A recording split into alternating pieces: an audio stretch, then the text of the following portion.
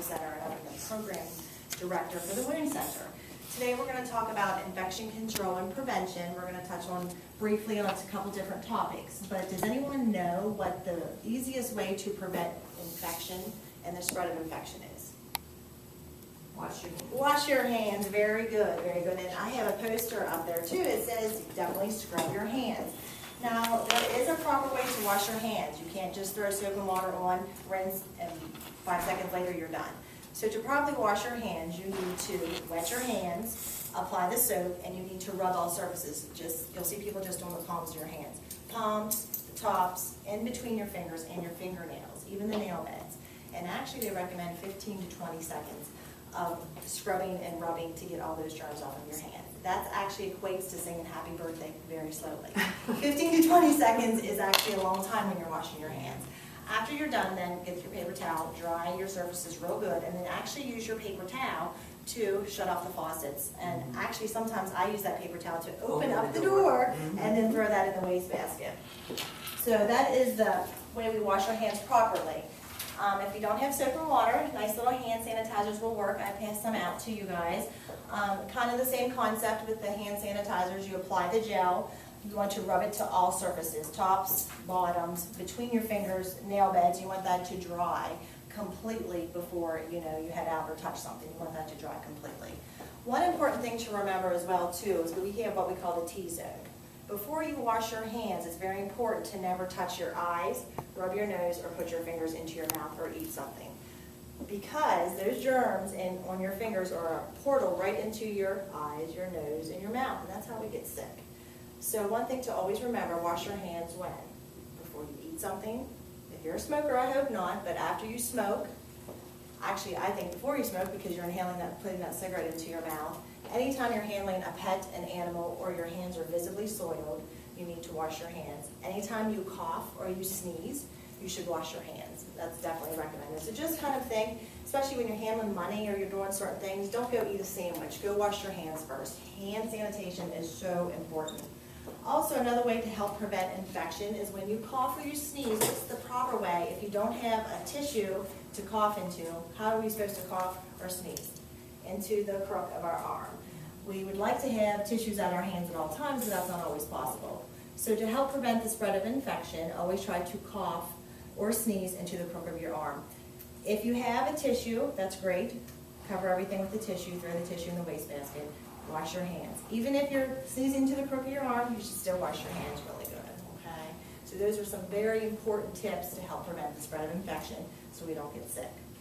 The next thing I'm going to talk about is some simple first aid for minor cuts and scrapes. We all get those all the time. And if we take care of them properly, that can help us from getting medical attention or an infection to occur. So when you get a simple scrape or a scratch, you should wash your hands first. Then get a napkin, something clean, a cloth, a gauze, and hold pressure on the area to stop the bleeding. Hopefully if it's minor, it stops bleeding right away. Then after that, you need to, for dispose of that, you need to clean the area with cool, not hot water, cool water and some mild soap, okay? So you rinse that area, pat it dry with a clean cloth or paper towel, whatever you have. We always recommend applying Neosporin or bacitracin, some type of antibacterial ointment to that area, and then putting a simple bandage over it. A lot of people think letting things open to air is a good thing, and it can be at sometimes, but if it's still actively oozing or bleeding, we need to cover it up to help prevent those germs from getting into that open area. Now, does anyone know the signs of an infection of a scrape or a cut? If it would be red, really red around it, hot to touch, not just warm, but hot to touch. If it's red around it, hot to touch, if it's draining anything pussy looking, or draining anything that has a foul smell, or if you're getting intermittent fevers that just kind of started in relation to when you got this injury, you need to seek medical attention. That's definitely very important. I love my job, I love the Wound Center, but I like to try to prevent people from having to come see me, okay? Some other times is you need to seek medical attention, whether it's the ER or your family doctor. Obviously, if you can't get the site to stop bleeding within 15 minutes, you need to go to the ER. But other things, if you would get bit by a human or an animal, you need to seek medical attention. If you can see like exposed structures like bones or muscles or it's pretty deep, you need to be seen. If there's anything that's stuck in there, I don't know if you got like by a tree branch or something and it was sticking out, you need to be seen. Or if it affects like your limbs, if you can't feel a limb, an arm or a leg, if it's causing that much damage, you should definitely seek treatment. Don't wait, don't say, oh, I'll wait and I'll call. Prevention and early treatment is the key to getting a big infection. Okay. Insect bites and spider bites, we all get those in the summertime, maybe not spider bites, but insect bites. Some of those can turn venomous quickly. There's toxins that spider bites and that some insect bites can excrete into your body. You may not know that you're allergic to them. You may have a bad reaction to them. Does anybody know some signs of a bad reaction to like an insect bite or a spider bite? Serious ones. Having trouble breathing. Trouble breathing, that's the biggest one. If you ever get bit by something and you feel like your chest is getting tight and you can't breathe, or you have this excessive swelling, you need to call 911, get into the ER right away. People have had anaphylactic shock from bug bites and spider bites. It's not very common, but it can occur. So that's very important. Also very important, if you get hives all over you, I probably wouldn't try to treat that at home by just taking Benadryl or something. I would probably seek medical attention.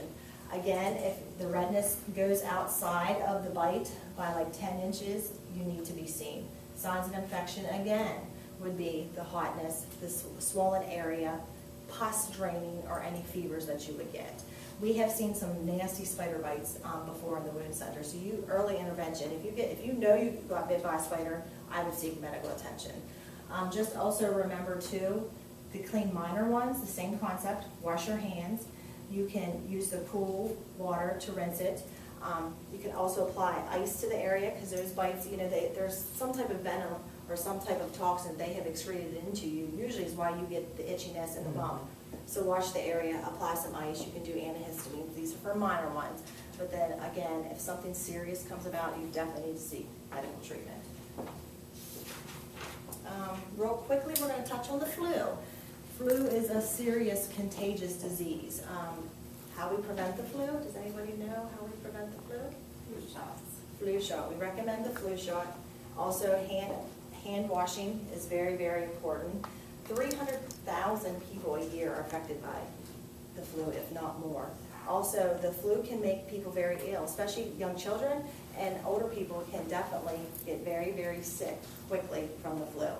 So we always recommend if you don't get the flu shot and you do get the flu, please stay home and rest. Don't come to work.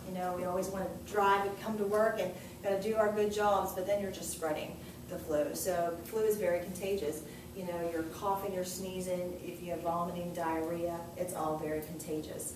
The flu can have different symptoms for everybody. They can have just body aches, you can have fevers, you can have the nausea, vomiting, diarrhea, or just some of them. And usually they have fever, but not always. Some people have the flu without the fever.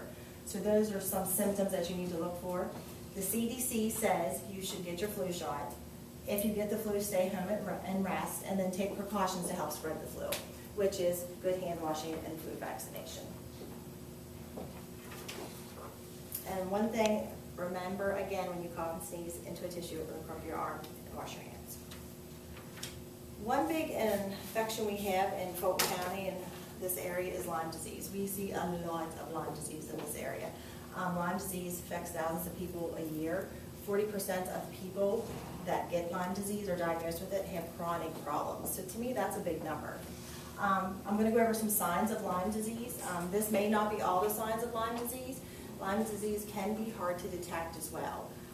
Sometimes a blood test is usually how they confirm it, but sometimes those blood tests aren't always positive and you still have all the symptoms. And I have seen the doctors treat you for Lyme disease even though your test wasn't necessarily positive. So I'm going to go over some signs of Lyme disease. We know how Lyme disease is caused by the deer tick. And when you get bit, it puts a bacteria into your body system. So some of the symptoms that you get were skin rash. Up on my board here I have what the bullseye rash looks like. Not everybody gets this rash. They say 60 to 70% get this rash, but not everybody gets that. I've had patients we've treated that didn't even know that they were bit by a tick. Don't even recall the tick. Don't even recall the rash whatsoever. So but that is a good indicator. If you see that bullseye rash in your body, you need to get medical treatment quickly. Fever and chills. With Lyme disease, you get fever and chills normally.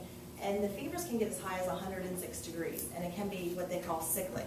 You can have a fever. I had one patient that had a fever like every morning, wake up with this high fever, nothing all day long. Even if they didn't take anything to treat that fever, it would come down all day, all night, nothing. Then back up in the morning, it would hit again. So it can be cyclic like that, or it can just come and go throughout the day. Okay. Fatigue. When we talk about fatigue or being tired, it is not your normal, oh, I just didn't sleep enough, I need a cup of coffee to wake up, you know, I need to take a nap and I'll feel better. This is fatigue where you feel like you can't get up out of bed. You can't get up out of bed to do your normal day activities. Even if you've slept 8-9 hours, you just can't do your normal activities. Muscle and joint pain is a big sign of Lyme disease. Not like arthritic pain. If you've always had like some back trouble and arthritic pain, this is different. It would be in different areas of your body. Some people can get it in their joints and their knees, some in their ankles, some in their elbows, different places throughout the body. And it can change. And it's a really achy pain, as I hear patients complain. Mostly when I hear patients that have Lyme disease, it's in their legs and their joints and their knees. They just feel achy all over, kind of like you would with the flu. You also can get severe headaches. Not your typical headache, you take some Tylenol, it goes away. It can be very, very severe. You take Tylenol, you take Motrin, nothing helps it. The headaches can be scary because what is happening is that bacteria can reach your brain. So that's why you're getting the symptoms of the headaches. So those are another big one to look out for. Facial palsy, which means like one side of the mouth could droop. You've seen somebody that had a stroke or had Bell's palsy. Lyme disease can actually affect the nervous system as well too, so you can see some facial palsy. Irregular heartbeat. The bacteria can also affect your cardiac function, your cardiac system, so you can have some problems with your heart, irregular heartbeats. Abnormal sensations in your limbs, like we call that neuropathy, but it's not like neuropathy pain that you would have from your diabetes. Kind of feels the same, but you just all of a sudden don't get neuropathy pain. Neuropathy pain is usually associated with an accident or diabetes that comes on over time. This neuropathy pain is pretty sudden. You get numbness and tingling in your fingers and in your feet. You can get them in your legs. It's just, again, a nervous sensation problem that the bacteria causes. Inflammation in several sites, not only just your joints. You can get inflammation of your liver, which can cause you to have hepatitis, and that's definitely not good. Inflammation in your eyes. You can get inflammation anywhere in your body. Also, you can have cognitive problems. You can get memory loss, confusion. Can't remember day-to-day activities. Your short-term memory can just all of a sudden, get really bad. That's why early detection of Lyme disease is important. So if you get some symptoms and no one can explain why you're having these signs and symptoms, it's best to even ask your practitioners, well, can you just test me for Lyme? This is an area that we live that Lyme is so prominent. It's an easy blood test. I mean, yes, it may not come back positive, but they could correlate maybe your symptoms and rule out everything else and say, well, it could be a Lyme's disease. How we treat that, mainly is what we see is with antibiotics. Doxycycline they use a lot for the treatment of that. A lot of times they refer you to an infectious disease doctor. The Wound Center does the outpatient infectious disease with Dr. Goldman from Harrisburg. He plugs in from Pinnacle. We've had a lot. I feel a lot. We've probably had 7 to 8 in the last year. I think that's a lot of people that had been diagnosed with Lyme disease, have had the antibiotic treatment, and their symptoms are still there. So that's why it's very important for early detection and early treatment. So how do we prevent Lyme disease? They say, don't go out in the woods. Well, that's not possible here. We live in the woods. We have hunters everywhere. So when you do go out in the woods and you're walking, hiking, whatever you're doing, just try to wear long pants, long sleeves, and use some type of bug repellent that has DEET in it. It needs to have like a 20% DEET in it to help prevent. And even your children, make sure that using bug repellent on them as well too. When you come in from outside, after you've been out hiking or whatever you're doing, that you may be exposed to a tick, make sure that you're checking your family members and you're taking a bath. Wash those clothes. Make sure your family members are checking each other. Kids, check their heads very, very closely, especially people with dark hair. You can't see them as well. So make sure that you're checking everybody, when they come in. Your dogs, try to, make sure your dogs, your cats, your pets that are outside rolling in the grass, they can bring them in and give them to you. Make sure that you're just, getting vaccinations or using something to help them prevent from getting the ticks as well too. So prevention is the key, but just remember, if and when you think that you've ever been exposed or have any of the signs of Lyme's, see your primary doctor. Just don't wait around and say, oh, these symptoms, they may go away, or I just don't feel good. Maybe, I have the flu, I'm tired. If this is going on for a couple weeks, you need to be seen. You need to get that blood test. You need to prophylactically, they may put you on like an antibiotic and then see how you feel after you're treated with the antibiotic. I do have a short video, actually, I think is really good about Lyme's disease. It's really quick. I think we can have time. So if you're not treated, it just doesn't go away then? There's something. Normally, no, and some people can be treated and it even still stays around. I've never really known someone that has Lyme disease with no treatment, that it didn't go away on its own. But to me, maybe they were not diagnosed, and they actually never knew they had it, so I don't know if we'd really know that. But everybody I've seen that they've treated, and the symptoms can still last for a while, or they can go away. I made this into... Can turn into a chronic thing. Hit the lights.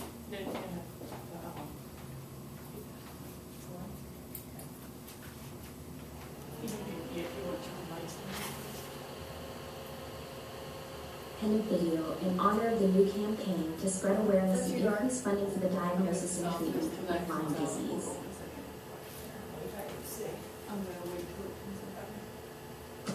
I made this independent. Yeah, just 1 second. Oh, you're fine.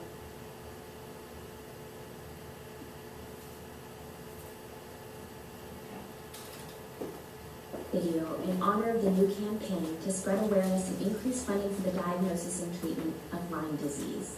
It's called Take a Bite Out of Lyme. For more information, visit LymeDiseaseChallenge.org. Here's my story.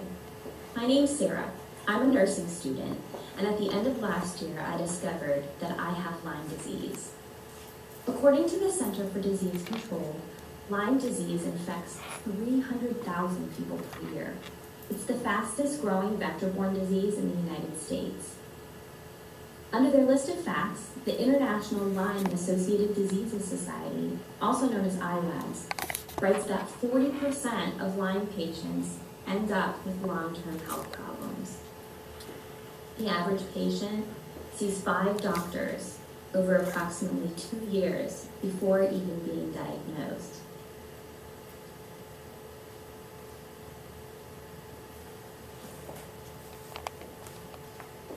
Well, now I bet you're wondering, what causes this Lyme disease anyways?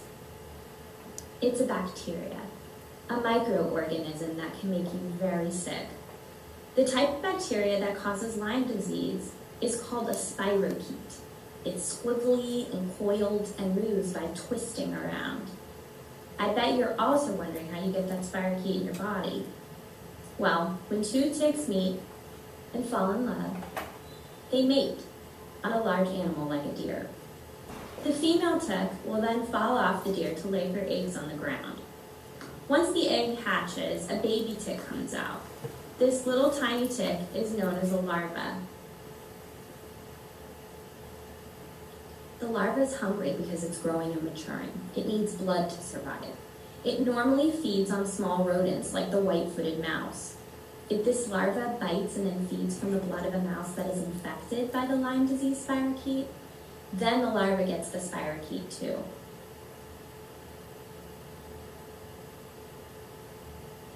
Our larva with the spirochete will eventually molt into a more mature form of a tick called a nymph. When our nymph infected with the Lyme disease bacteria gets hungry again, it may feed on the blood of a human if it gets the opportunity. This will pass on the spirochete bacteria to a person. In this case, the person was me. The greatest number of infections of Lyme disease occurs from the month of May in late spring into summer months and ends in the month of August in early fall.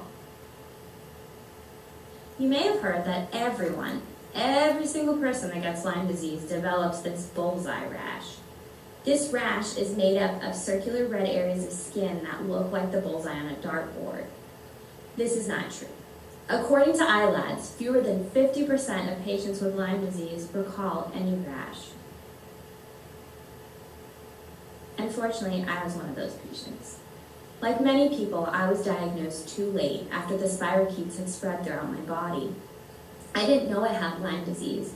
At first, my stomach started to hurt, so I was given medication for gastric reflux. I took pills for mental health issues after I struggled with depression and anxiety. My bladder then was always irritated, so I received medication for pelvic floor myalgia. I was prescribed inhalers for asthma and always had pain in my lungs. After continual high blood pressure, I received medication to lower it. Then my joints started aching and cracking with a lot of pain, especially in my spine. Next, my muscles started twitching frequently, and I would experience waves of panic, so my nervous system was involved. Worst of all, I felt like I always had the flu, with sore lymph nodes. It was really hard to function. But guess what? I'm one of the lucky ones. Some experience life-threatening issues with their liver, kidneys, heart, and brain, much worse than what I have. Why didn't I just get some blood drawn so I could take a test and figure out I had Lyme? First of all, none of the specialists I saw recognized that I had Lyme. I was lucky to find someone eventually that put the pieces together for me, and I had a positive culture. Woohoo! The scary part is that many people don't test positive for Lyme, even when they have it. The most common test is called ELISA. According to iLabs, the test misses 35% of culture-proven Lyme disease, giving it only 65% sensitivity. iLabs also notes that by definition, a screening test should have at least 95% sensitivity.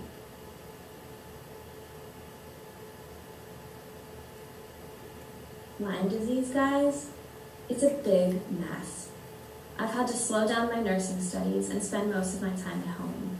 Many people have to leave their jobs, go on disability. Some people lose the ability to walk. Others are hospitalized. A lot of us can't think or process information like we used to. And the hardest part is that treatment isn't a one-stop shop. You don't just take a few pills and you're better. There's no set treatment for late-stage Lyme disease. It's a real struggle. Also, an appointment with a Lyme literate medical doctor is expensive. Testing and treatment can be expensive too. Insurance doesn't recognize chronic Lyme disease. They follow different guidelines, not the guidelines put out by iLabs. Depending on the state, doctors can get into trouble for helping people with Lyme disease, and many individuals have to pay out of pocket. I was lucky enough to get help from my family, but what about the people that can't afford it? What do they do? We need to band together to make our voices heard across all states. Use social media, use your camera. If you can, donate money. Encourage others to spread the message. We can't stop fighting. We have to help each other.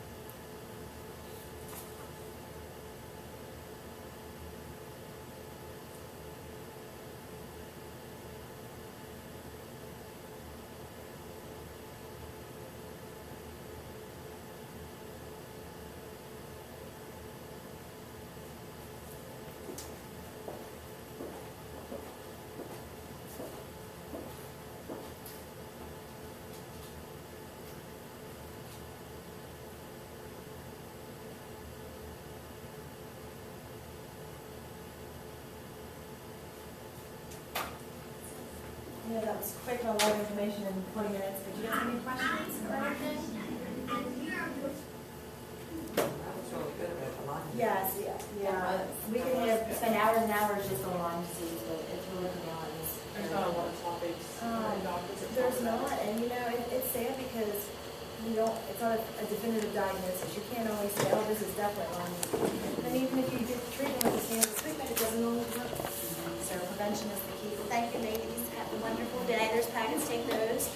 And hopefully you don't have to come see me at the wound center, but if you ever get a wound, come see me. Let me see if you put lines on the poster. I bet you. Well, I didn't know what they were Well, talking